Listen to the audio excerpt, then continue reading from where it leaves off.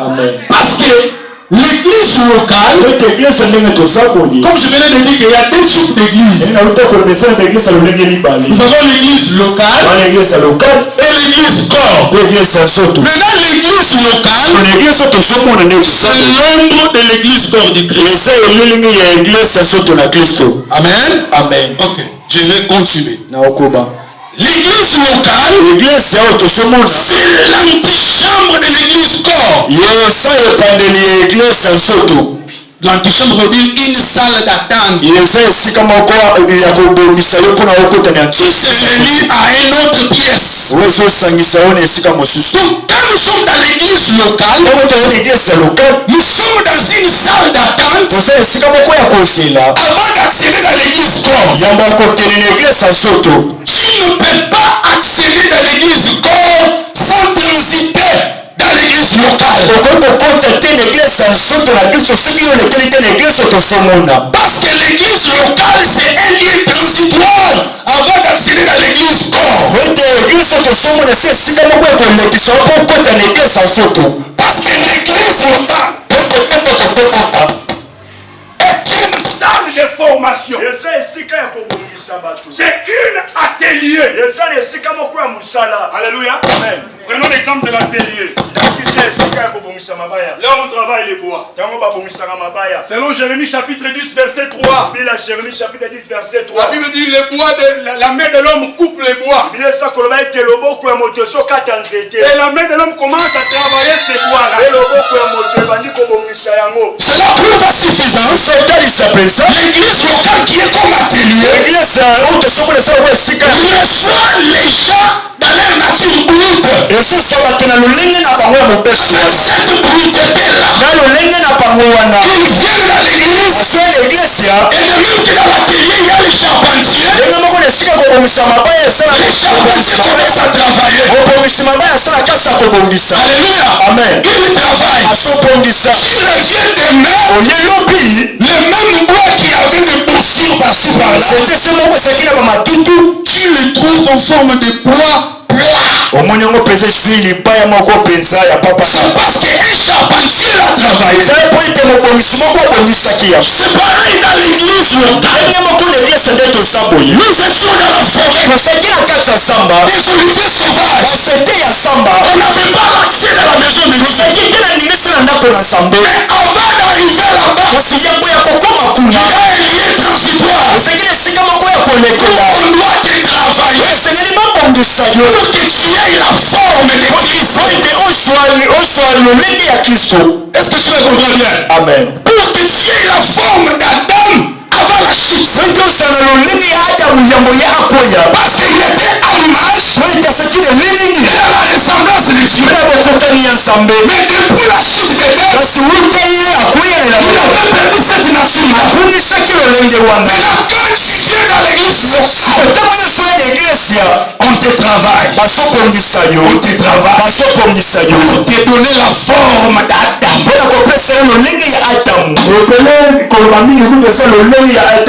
L'église locale, c'est aussi une imprimerie. Où on imprime Christ dans le cœur des gens. Non pas Kobamba, Kobimisa. Alléluia. Amen. Tu vois quelqu'un qui avait une autre vie sale pour relève de la mort. Il faut vous le voyez refléter une autre image. Non, c'est pas pour rien. Il y a un travail qui a été fait. On l'a travaillé avec qu'il ait cette forme-là. Alléluia. Amen. Tu peux nous lire 1 Roi chapitre 5 verset 18.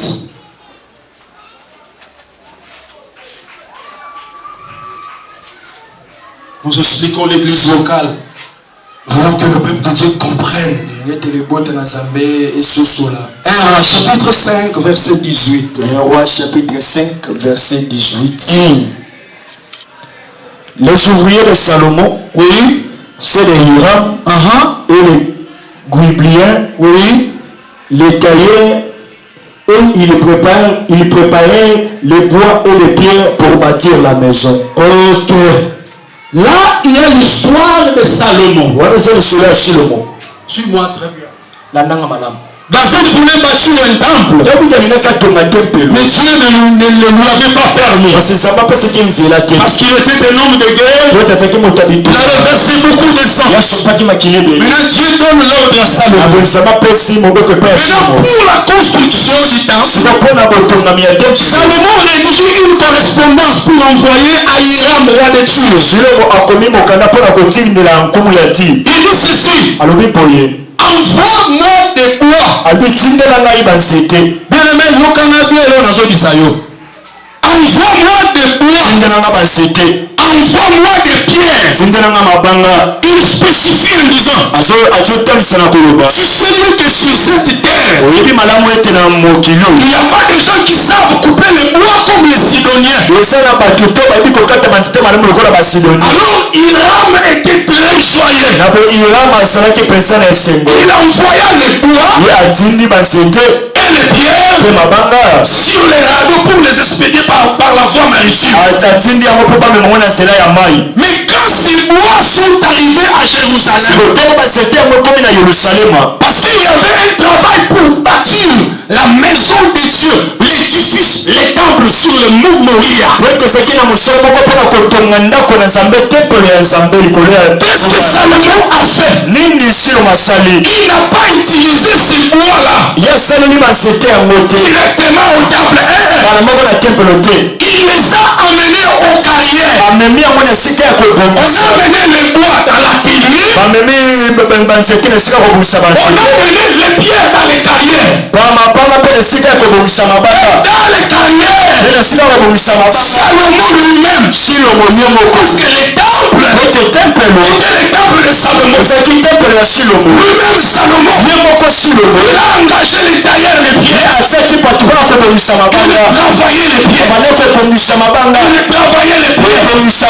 Il travaillait les pierres. Et dans les ateliers, on travaillait les bois.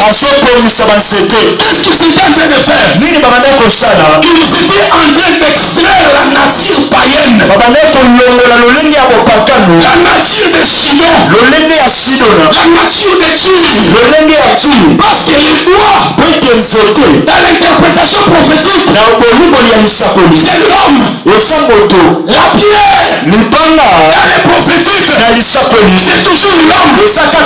Alors nous comprenons, les bois et les pierres qu'on a fait amener, ce n'était que des hommes.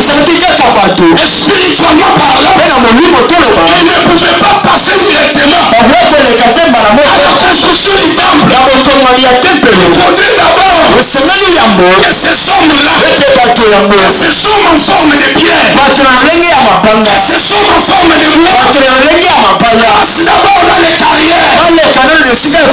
Passent d'abord dans les carrières. On les travaille. On les donne la forme. Alléluia. Amen. On doit tailler des pierres en forme de la maison de l'Éternel, en forme du temple. Il faut que tous les pierres soient taillées. Lis-moi des pierres. 1 Pierre chapitre 2 verset 5.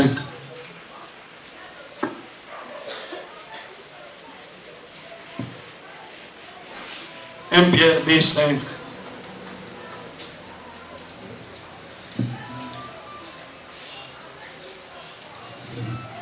1 Pierre chapitre 2, verset 5. Et vous-même comme de pierres vivantes, édifiez-vous. Alléluia. Amen. Alléluia. Amen. Édifiez-vous pour former une maison spirituelle. Alléluia. Amen. Pour les cas sous examen, de l'autre côté là où on était, c'était pour bâtir la maison de Yahweh sur le mont Moria. Alléluia. Amen. Nous avons dit que les pierres qu'on avait amenées de Tyr et de bois, ils étaient des hommes. Mais ils ne pouvaient pas passer directement à la construction de la maison de l'Éternel. La maison de l'Éternel ou le temple de Salomon, c'est ça l'image de l'église corps, l'église mystique qui est invisible mais réelle. Pour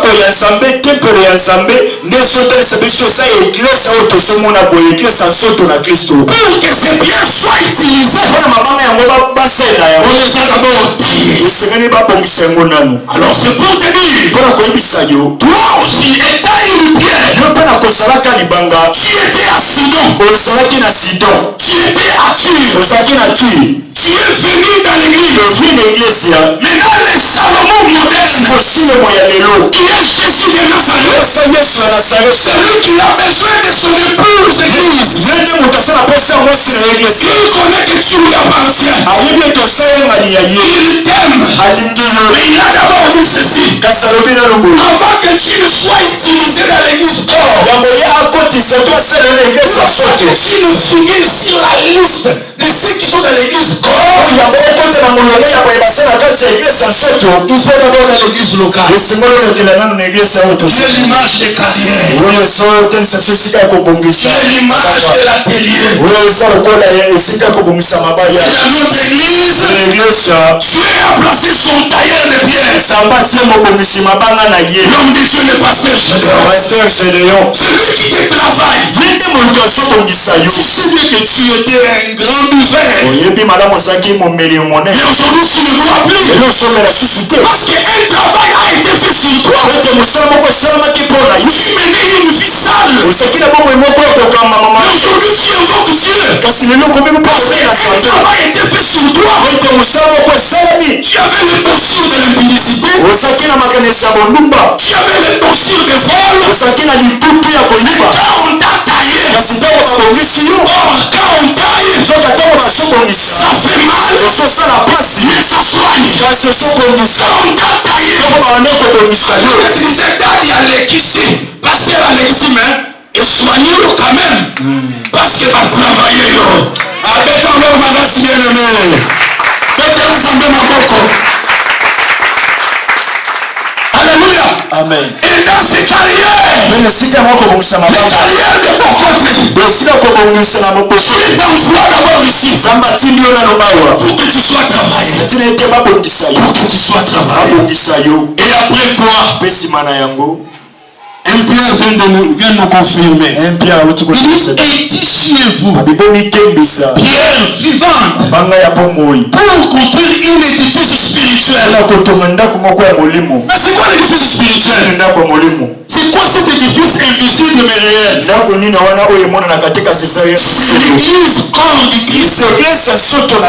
Alléluia. Amen. Quand tu es dans l'église locale, tu prêches la parole, abandonne l'impudicité, abandonne la boisson, abandonne la bière, abandonne l'adultère.